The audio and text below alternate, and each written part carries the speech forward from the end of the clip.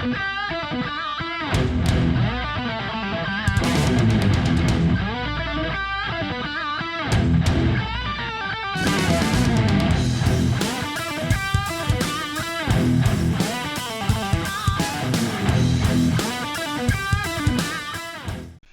this is Max. Welcome back to another CSR2 video. It is Christmas 2025. I'm going to give you my take on the state of CSR2 and give you some free advice, kind of summarizing many of the advices I've given over the years in this game to all kinds of players. Now, so CSR2 is an old game. It's an app game, and it is a free-to-play game as far as when you first download it. However, as you probably know from just playing any app game, that app games may be free to download, but they're not always free if you want to get far in them. The good news about CSR2 is, yes, you can still get far playing free, but it requires two things in my opinion, most important two things. One is that you have to have really good self-control and know how to be patient and plan. That's a personality trait thing. If you're the impatient type, the I want it now type, and you gotta catch them all type, you're gonna end up spending in this game, and you're probably gonna end up spending a lot. If you're gonna be a free-to-play player, you have to have I will skip stuff, I will do what's necessary, and I will take whatever I can get for free and be happy with it. Unfortunately, that might mean you're missing out on a lot of supposedly cool stuff, but we'll talk about that in a minute. So that's one piece. The second piece is you have to be part of a good communicative milestone crew. I can't emphasize enough about that. Most of the information in this game is not new. This game has been around long enough that YouTube, Reddit, Facebook, and crew members may have all the information you'll ever need to get into this game, play it for free, and advance quickly. The game has made things easier for beginners now with free cars, elite tuners, collections. There are all kinds of things you can get pretty quickly for free to build up your garage and make you kind of a competitive player. Milestone crews will bring you to the next level because that means every season you'll get a free car.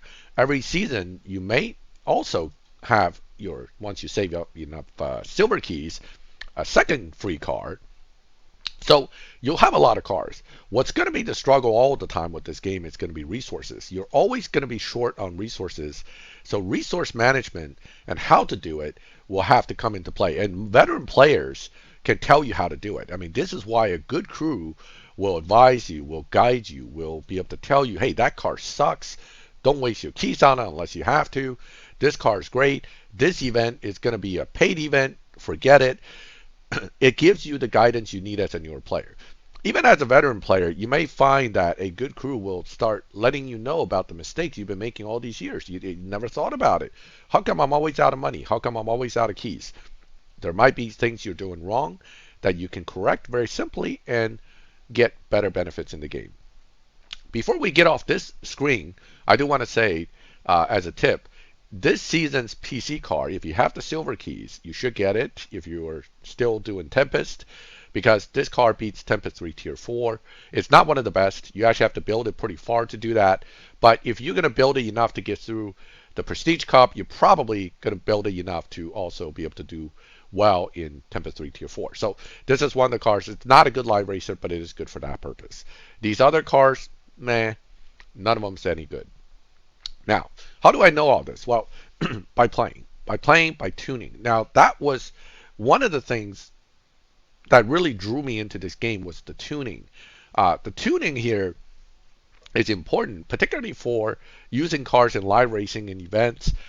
And it's a pretty simple system, right? You tune nitrous, you tune transmission, you tune tires, you tune it based on the specific parts you have put into the car. That actually was the most fun and complex aspect of the game, and especially nowadays with tournament, you're challenged to play with it all the time. Tournament being this right here, which until the latest update was very sketchy about showing up on some devices, but tournament is good to have because if you have these collection cars, they have restrictions.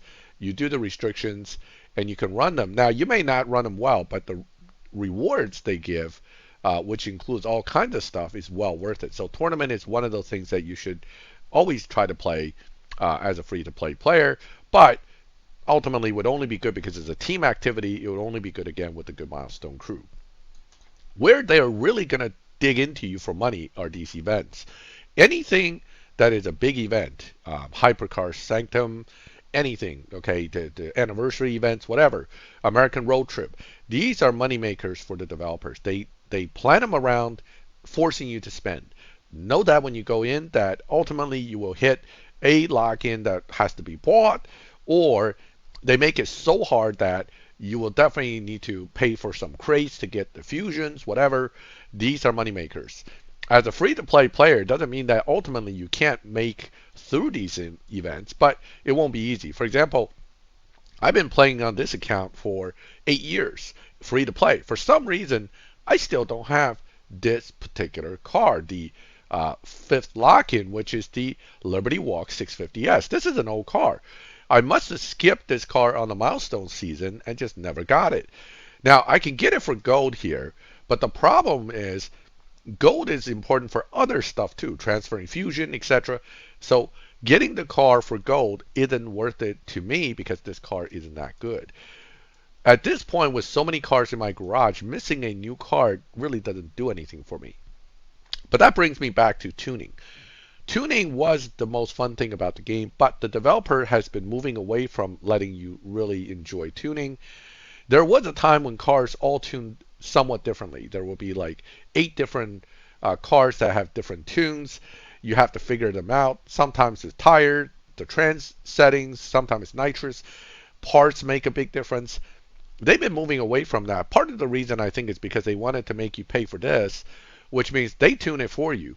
Well, the easiest way for them to tune it for you is if the car doesn't need any special tuning. It just goes to right, left, left, which is one of the tunes that we talk about a lot in the game, where the settings are just set really simply, and next thing you know, your car's done tuning. This is, in fact, what's happening with the newer cars. Now, there are exceptions to this rule, and those cars are the ones that are still interesting to me, but generally speaking, these new cars that are coming into the game, all these guys here, I'm going to use this one as the example, since it's one of the newer cars, they all come in the same way. They have low performance point, high evo. You can tune it for high evo, right? You have to understand that you got to have to at least get stage 2 nitrous, stage 4 trans, and stage 3 tire to tune. And that's usually how I build live racers to start with. But what you find is the only tune they want to see is something like this. Sure, the numbers are great, but that's not tuning. It's no more requirement for you to tune anything. You just right, left, left, and you're done.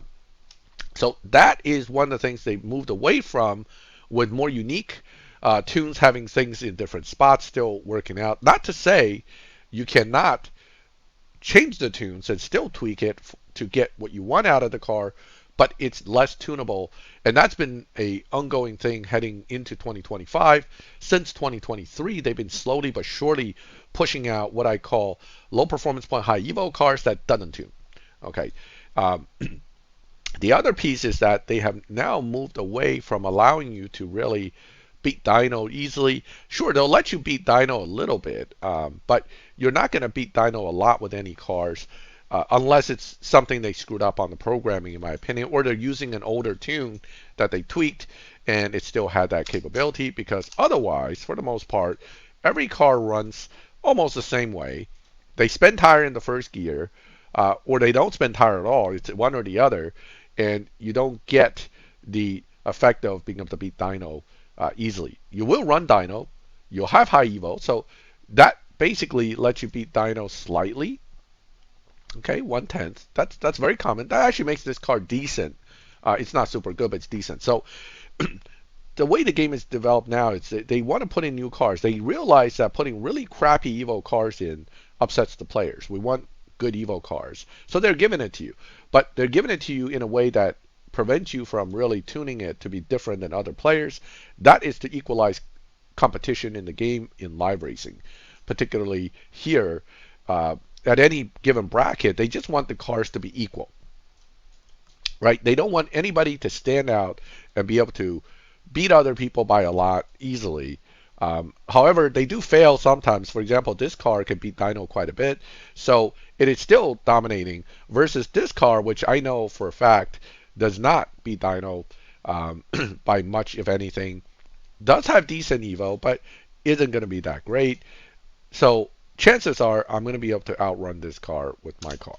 So those are the kind of things that they're moving to, away from really allowing you to have fun tuning the cars and finding unique tunes.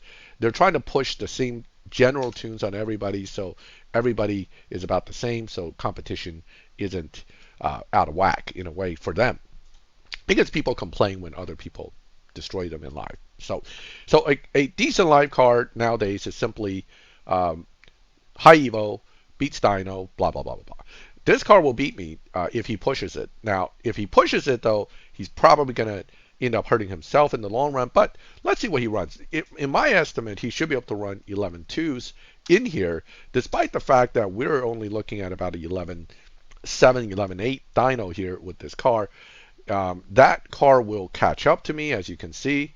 He slowed down. I'm going to slow down, too. I don't want to break my car on the first run. There's a reason why I do that. That's a separate video. But basically, you don't want to start off running too far out of your range. He actually ran within the bracket. That's smart. He slowed down. He knew that if he keeps pushing, they're going to hurt the car, right? So that's a smart move. But even then, he disappeared. All right.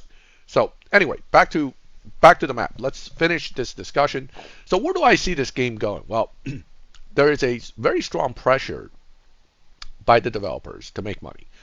That doesn't surprise anybody. The game's getting old. CSR3 is in development. It might be coming soon, and in fact, this game may ultimately end, or it may run side by side with CSR3 as long as they're making money. I'm putting my personal belief and bet on that aspect, that they're going to keep this game running as long as it's making money. If CSR3 comes out fully, and all the players from this game instantly transfer over, and the revenue dies in this game will end. However, as of right now, based on the number of events that they're pushing in, their yearly trip to SEMA to set up for American road trip, it doesn't look like they're looking to ultimately shut this game down quickly. But what they are looking to do is to get their shareholders' investment back as quickly as possible before the game ends, and therefore a lot of pressure to make money off of you. Whether we let them make that money is up to us, the players, not the developers. So if you have the self-control, you have the resources, or know how to get the resources playing free, and you have the patience, the right crew, you can enjoy this game perfectly fine without spending a penny, and many players do that. Or if you're the type that do enjoy a little bit of completionist type things, and you want to spend some money, that's up to you as well. In the end, the games are supposed to be fun for you, so you decide how much you want to invest into any given game. One of the newer things that just happened with this season is this is one of the first times they introduced a car that's completely designed for this game only. I don't think this is a real car. Certainly, I think the way it's sold to us is that it is a car designed just for this game. I think they're hitting this point partly because they're going through so many events so fast that they just can't keep up with actual new cars anymore. In any case, this is what we're looking at going into 2026. Cars that are ultimately going to be very alike in performance numbers when it comes to low builds. Cars that are going to struggle to be tuned. Cars that won't beat dyno much, but will beat it just a hair so that you don't feel like the car sucks. That's going to be how they're going to want to introduce new cars to us, and that's been the case for the past year. There are always a few exceptions, and certainly it's worth it when you get them to play with those cars. But generally speaking, it's a pretty even performance structure now for cars. So I actually enjoy more using old cars now than new cars. I barely build these new cars because they're all basically the same. That being said, graphically still the best game. With them going to SEMA, they're always introducing some really interesting stuff, but don't expect to be able to get them easily or without expending substantial resources. If you have any questions going into 2026 that you want me to make videos on, I will try to keep it in mind. I've taken a bit of a break from CSR2 videos until now, simply because work, family, and other things. But given the game is still here and it isn't likely to go anywhere, I don't think I'll be completely away from the game. And certainly, I don't mind making more videos based on requests. If you like this video, leave a like. If you like my channel and you want to see more videos, subscribe, make comments. Let me know what you're looking for, and I'll put up more CSR2 videos in the future. And to everyone, a Merry Christmas in 2025 if you celebrate Christmas, and Happy Holidays to those who may not actually be celebrating Christmas itself. I'll look forward to seeing you all in the new year. And as always, thank you for watching my videos. I'll catch you next time.